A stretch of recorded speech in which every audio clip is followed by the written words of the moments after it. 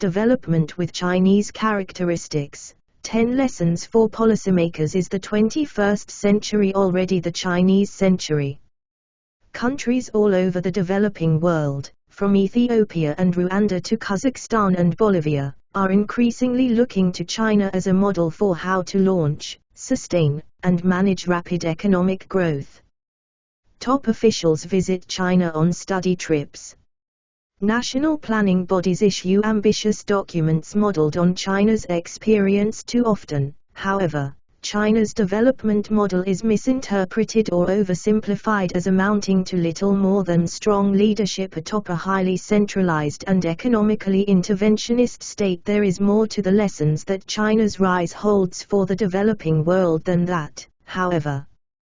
Given the myriad problems that the Western development model has run into in so many countries, having one that differs from it can be useful. Despite decades of aid and advice premised on this model, too few developing countries have been able to transform and modernize their economies. Chinese lessons. There is no one document that lays out the Chinese model. Replicating it requires some reverse engineering. When Deng Xiaoping launched his post-Mao reforms in 1978, he was looking to fast-growing neighbors such as South Korea and Taiwan and hoping that his own country could make similar gains. As China's reforms set off unprecedented economic growth, a number of key principles emerged, some by design, some by accident. 1. Start with small farmers and rural areas. Partly because of worries about an impending food crisis, China started by breaking up collective farms and empowering small-scale farmers. Yields soared. But China did not simply unleash agricultural markets. Instead, the state remained in control of prices, increasing them to spur effort, the distribution system, and the supply of fertilizer. Only in the 1980s did more widespread market liberalization reach the farm sector. Early on, reconfigured incentives cut the rural poverty rate dramatically, tumbling it from 76% to 23% in just the 5 years ending in 1985. Higher incomes and productivity fed demand for new products, hiked savings and investment, and enabled rural folk to take up factory work. Rural industry took off. Benefiting from local officials' help, township and village enterprises became the most dynamic part of the Chinese economy in the 1980s and 1990s. Today, leading firms such as the Hope Group, agribusiness, Huayue, air conditioners, and Sherry cars, are based in areas that are still mostly rural. And whereas 95% of Chinese villages have roads, electricity, running water, natural gas, and phone lines, compared with fewer than 50% of villages in India, many developing countries have ignored their rural areas, chronically under-investing in agriculture and rural infrastructure. 2. Invest heavily in knowledge infrastructure. With 80% illiteracy as recently as 1949. China now has a well-educated workforce complete with skilled specialists. More than a quarter of college-age Chinese are now enrolled in higher education. Some of the key gains, especially at the primary and secondary levels, came before the reform era. China emphasized health and education from the 1950s on, achieving human development levels comparable to those of richer countries by the late 1970s and accidentally equipping its people to take advantage of the reform era's opportunities. China has prioritized knowledge infrastructure in ways that go well beyond basic schooling. It has set up advanced research centers that have helped it to learn foreign technologies, build the world's fastest supercomputer, send astronauts into space, and develop its own satellite navigation system.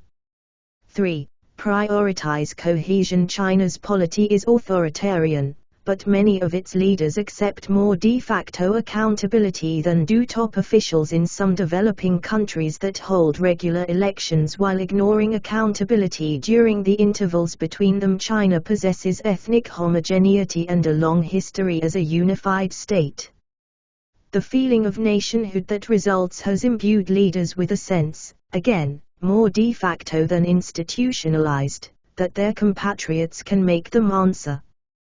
This sets China apart from so many developing countries with colonial-era borders and no strong sense of national identity to contain ethnic, clan, or sectarian loyalties. In effect, China's leaders stake their legitimacy on results rather than votes. Communist ideology has waned, and the ruling party promotes officials who produce growth and rising incomes as China's economy has become more sophisticated. However, informal accountability has proven less effective. The party's tight grip leaves the country less prepared for the myriad challenges it faces today as a middle-income country. The legal system, for instance, only imposes accountability on Chinese Communist Party officials when those above them in the pecking order feel the need to push for it, while many developing countries begin from a different starting point. The Chinese experience makes clear that social cohesion and an organic sense of elite accountability are critical, though the latter may prove inadequate at higher levels of development. 4. Build a competent government committed to inclusive development. 3 features of the Chinese state explain why China, following its own script, has outperformed almost all other developing countries. China has far greater state capacity than any other developing country. China is by developing world standards unusually inclusive in key ways. Economic growth has sown fairly widespread benefits, and nearly every child gets basic schooling while nearly every village enjoys paved roads and electricity. The state is all in when it comes to development, framing aggressive policies to promote growth, investment, exports, technology, and human capital formation. In many developing countries, the state corrupt, inept, slow, mercurial is the biggest barrier to national development. China's government has its problems, some serious, but it is nothing like that. 5. Pave the road to riches. Literally much to the joy of investors and its own bottom line, China spends tons of money on roads, ports, railways, electricity, telecom networks, and airports like the 1950s US with its interstate highways. China knows that world-class transport and export facilities are crucial. Modern infrastructure has cut the costs of doing business and helped China's huge and well-trained yet cheap workforce to make the country the world's workshop, with 2010 exports worth more than $1.5 trillion. Investments in electricity, running water, and phones have also reduced inequality. 6. Test before rollout. Unlike many developing world states that decree changes wholesale, or let themselves be pushed into doing so, China is more tentative. Its officials favor experiments, trial and error, local pilot programs, and evidence to test and build support for new policies instead of introducing market prices across the board. China used a dual pricing system that unleashed incentives but limited disruptions. As production grew, so did marketization. The dramatic reform of state-owned enterprises proceeded with similar caution. 7. Focus on gradually reworking incentives and removing obstacles to growth. Enormous economic advances occurred even though and maybe because institutional reforms were put off. China used a gradualist approach to rework incentives and remove obstacles by changing policies just enough to unleash pent-up energy and stir progress. Institutional weaknesses, government malfeasance, a lack of democracy, and even gross market distortions have mattered much less than Western theories say they should have, because at every level, firms, workers, families, and farmers have found their initiative rewarded. 8. Use financial markets to promote development and stability instead of assuming that Western-style, unattended financial markets, accompanied by a stable macroeconomic and legal framework, would be best. China has intervened repeatedly to ensure that financial markets promote development and stability. Beijing views unconstrained financial markets with suspicion and wants them to serve policy needs. It has emphasized the role of banks and a postal savings system, and limits financial market competition. By reducing risk and increasing convenience for small and rural depositors, the state has stimulated one of the world's highest savings rates, 40% for the average household. Such saving fuels one of the world's highest investment rates. The country has also tightly managed its capital controls and currency value. There are no wild cross-border currency flows such as those that caused the Asian financial crisis of 1997. Export competitiveness is protected. 9. Use policy to up competitiveness. While most Western economic thinking lauds liberalized markets, China practices strategic protectionism and a version of industrial policy. Beijing favors certain sectors and companies deemed important to its economy and its mastery of key technologies.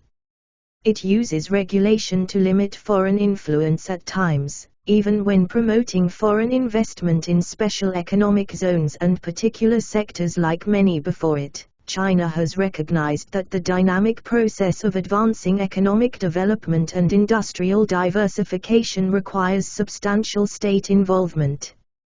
Private firms sometimes lack the scale or incentive to overcome many externalities. In these cases, greater intervention is needed than Western policies typically prescribe. 10. Promote self-reliance. China sees reform as the door to self-reliance.